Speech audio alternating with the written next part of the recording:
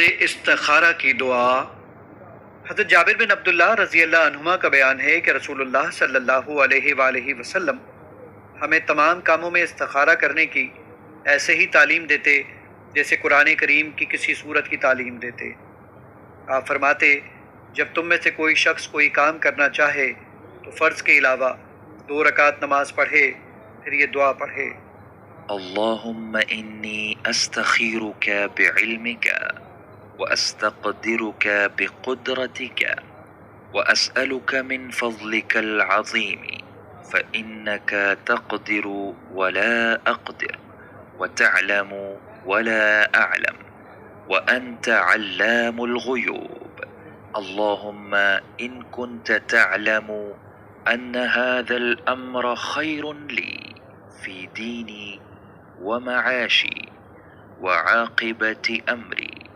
فاقدره لي ويسره لي ثم بارك لي فيه، وإن كنت تعلم أن هذا الأمر شر لي في ديني ومعاشي وعاقبة أمري فاصرفه عني واصرفني عنه واقدر لي الخير حيث كان ثم أرضني به. اے اللہ، بے شک میں تجھ سے تیرے علم کے ساتھ بھلائی طلب کرتا ہوں اور تجھ سے تیری قدرت کے ساتھ طاقت طلب کرتا ہوں، اور میں تجھ سے تیرے فضل عظیم کا سوال کرتا ہوں، کیونکہ تو قدرت رکھتا ہے اور میں قدرت نہیں رکھتا،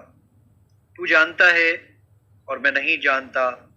اور تو غیبوں کو خوب جانتا ہے۔ اے اللہ، اگر تو جانتا ہے کہ بے شک یہ کام میرے لیے میرے دین، میرے معاش اور میرے انجام کار کے لحاظ سے بہتر ہے تو اس کا میرے حق میں فیصلہ کر دے اور اسے میرے لیے آسان کر دے، پھر میرے لیے اس میں برکت ڈال دے۔ اور اگر تو جانتا ہے کہ بے شک یہ کام میرے لیے میرے دین، میرے معاش اور میرے انجام کار کے لحاظ سے برا ہے تو اسے مجھ سے دور کر دے اور مجھے اس سے دور کر دے، اور میرے لیے بھلائی کا فیصلہ کر دے جہاں بھی وہ ہو، پھر مجھے اس پر راضی کر دے۔